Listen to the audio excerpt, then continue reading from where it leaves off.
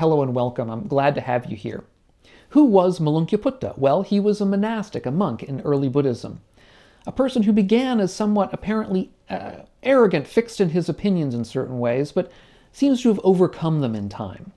And that's that overcoming and the route that led him there that I think is interesting enough to make a video on that you might learn something from. I'm Doug Smith of the Online Dharma Institute, that's onlinedharma.org. If you're new to this channel and interested in living a wiser and a kinder and a calmer life, consider subscribing to this channel and click the bell down below if you want to receive notifications when I come out with new videos. I did a recent video on the parable of the poisoned arrow, and in that video I mentioned this monk Malunkyaputta. And in researching that video and trying to find out more about this guy, I turned up enough that I thought, well, look, there's more than enough here just for the parable of the poisoned arrow. We can do a whole video on him and his, what seems to be sketched out a journey that he took during his lifetime. To begin with, his name, Malunkyaputta, it's a sort of a long name. What it means is son of Malunkya. Malunkya seems to have been his mother. And so he's known as Malunkyaputta, that is son of Malunkya, but he's also sometimes known simply as Malunkya. I assume it's used as a male name and a female name. That's not discussed. But in any event, that's where the name comes from. Now, the commentaries to the suttas give a sketch of his life. Oftentimes, these commentaries are not completely credible. Much of the information we get from them about the lives of people in the suttas seems to be perhaps constructed well after the fact and may not be completely credible, but nevertheless, what it says is that he was a sort of a man of the world before he entered the Sangha, interested in pleasure, pleasure-seeking, and somewhat intellectually inclined, as should be clear from where we're going to be going in this video. But he was interested enough in, shall we say, more spiritual ends that he decided to join the Sangha, which is where we find him of course, in our primary source material, in the early suttas. Now, he seems to have been interested in questions of a theoretical nature. He seems to, again, have been somewhat of an intellectual. Now, as we saw in the parable of the poisoned arrow, and I'll leave a link to that video down below in the notes in case you haven't seen it, he comes to the Buddha with not even a request, I would say, but a demand that the Buddha answer particular questions that he has about the world, about the universe, about the future of lives of enlightened beings. And the way that he comes across to the Buddha when he says that the Buddha has to answer these questions or he, Malunkyaputta, is going to leave the order, it seems to paint a picture of someone who is not only intellectual in a certain sense and interested in these kinds of deep questions, but who is arrogant, is somebody who has a rather high opinion of themselves. In order to be able to go to the Buddha and put your questions in this kind of demand, in this kind of a form of a demand, you have to be somebody who's really a bit arrogant. And the Buddha scolds him for that arrogance in that sutta. Now, that sutta is known as the shorter discourse with Malunkyaputta. There's also, the next discourse in the Majjhima Nikaya is the longer discourse with Malunkya. And these two discourses really are the kind of touchstones of where he appears in the early texts. I mean, we'll get to other material later, but these are sort of the main suttas that discuss him as a monastic in training. And in this longer discourse with Malunkya, it's called that, but in fact, Malunkyaputta only appears in the beginning of that sutta. And it's very odd. What he does, he's in the audience listening to the Buddha giving a talk, a discourse, and the Buddha at one point asks everybody, can you please tell me what are the 5 lower fetters? These are the fetters are mental states, mental tendencies that keep us attached, fettered to reality, fettered to our suffering, fettered to rebirth, fettered to the world of the senses. And so he asks his monastics, okay, so can somebody please tell me what the 5 lower fetters are? This is obviously a tactic that many teachers will use. They've gone over this many times, and they want to make sure people are listening. And Malunkyaputta, it seems like he sort of raises his hand and says, me, call on me. And so the Buddha says, okay, so Malunkya, what are these 5 lower fetters? And Malunkyaputta says, gives them straight off. He says it's the identity view and doubt and clinging to rites and rituals and sense desire and ill will. And having said that, the Buddha begins to scold him. He says, when, Malunkyaputta, have you ever heard me describe the 5 lower fetters in that way? And the Buddha goes on to discuss problems with the way that Malunkyaputta has just put this thing. He says, he talks about the parable of the infant, that essentially what he says is, look, these fetters are fetters even when they're not present in the mind. And infants don't have them present in the mind because they don't have concepts, and you need concepts in order to have these fetters. All that stuff is kind of by the by for the point of this video. I have actually a separate video on that very topic, which I'll leave a link to down below. It's about the beginner's mind. But in any event, that's all by the by. The point here, which is very odd and strange, is that Malunkyaputta said the 5 lower fetters correctly. In other words, he said them in exactly the same way that the Buddha says them when the Buddha describes them. And this is something that even Bhikkhu Bodhi, who was a major translator of these early texts, has also found strange. And it's something that I think we have to pause a little bit about and think about.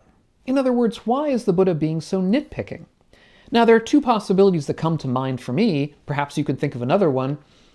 One possibility is that Malunkyaputta was so intelligent that the Buddha held him to a higher standard and expected him to give a better answer.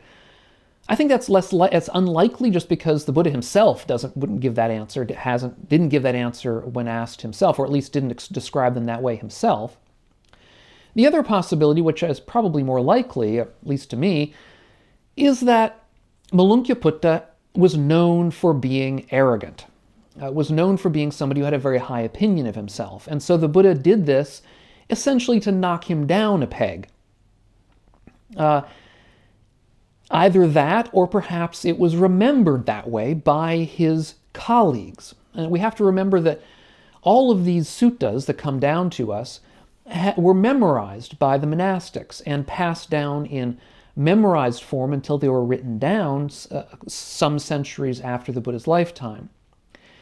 And if we remember that they were memorized by the monastics, it's quite possible that they remembered this particular discussion with the Buddha because of their feelings towards Malunkyaputta, where he was somebody who was perhaps somewhat difficult, somebody who was known for being arrogant, known for being full of himself. And so when the Buddha chastised him for whatever reason the Buddha might have found, which may have been lost to us, nevertheless, they remembered that.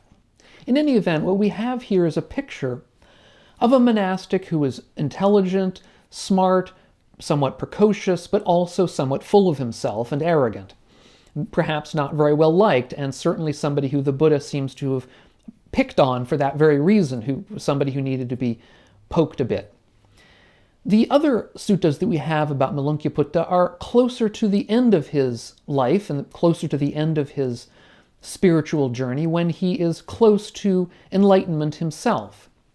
And it's said that Malunkyaputta went up to the Buddha as an elderly monastic now and asked the Buddha for a short discussion, a short Dharma talk, a short sort of encapsulation of the Dharma that he could take with him into solitary retreat. And interestingly, tellingly, the Buddha once again chastises Malunkyaputta. He says, Malunkyaputta, you're an advanced monastic now. What would a young monastic think of you asking for a encapsulated Dharma talk? In other words, you should know all the Dharma well enough by now. You've been here long enough. You don't need me to tell you more Dharma. You don't need more instruction from me. And if a young person were to hear you asking for it, they would not think well of you. Again, seems to be the same person we saw before. There's always a question about whether the names are the same. Maybe it's a different Malunkyaputta, but it sounds like the same person here. And having said that, the Buddha gives him a short Dharma talk that Malunkyaputta takes to heart. Now, this discussion between the Buddha and Malunkyaputta occurs in two different suttas, and the Dharma talk he gives them is similar but different in the two different suttas, which is something that we'll have to take to heart. Perhaps he discussed both things, perhaps people got it wrong, but in any event, in the first sutta, the Buddha discusses the 4 things that a monastic can cling to or crave. Those being the few possessions that the monastic has: their robes, their bowl, their alms food, or the potential for rebirth. So these things that keep them in a certain sense attached to the world.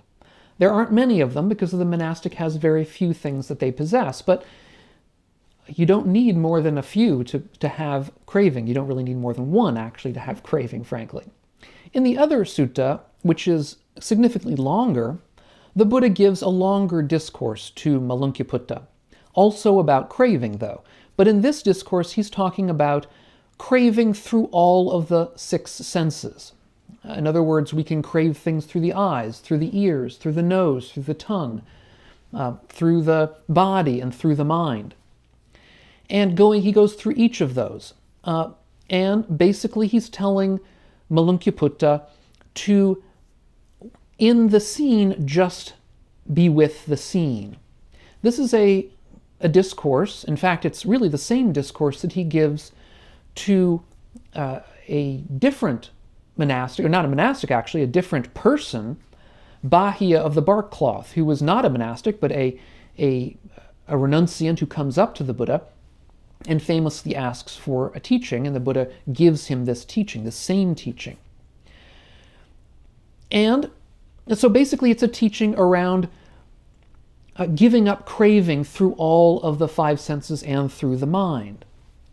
It's an idea that we should stay with simply the objects of our senses and the object of our mind without getting pulled into ruminations, obsessions, further thoughts that sort of cloud our ability to see clearly and that pull us off into painful kinds of ruminations and thoughts. And if we can just stay with these objects of our sight and our sound and just be with them in the present, if you like, that we can attain enlightenment that way. And that we do this through giving up essentially an idea of a permanent self. Because oftentimes the way that we relate to our senses is through this idea of a self, that I am seeing something and that I can possess that thing, that I will identify myself with the objects of my senses or my mind. And through that identification, I will involve myself in further obsessions and ruminations about how I can be that thing and how that thing can help me and so on. It's a subtle and deep kind of discourse that he gives Malunkyaputta. And Malunkyaputta seems to take it to heart and indeed responds to the Buddha with a series of verses. These are poems that he gives in the suttas, but they're also recorded in a series of discourses, I should say, poems by the early Buddhist monks in a separate book that, again, captures the way that Malunkyaputta understands the Buddha's teaching and indeed understands it correctly. And I think the final verse of this poem that he gives is particularly telling. And I'll read it here. He says, "When you know a thought with mindfulness, there's no desire for thoughts. Experiencing it with a mind free of desire, you don't keep clinging to it.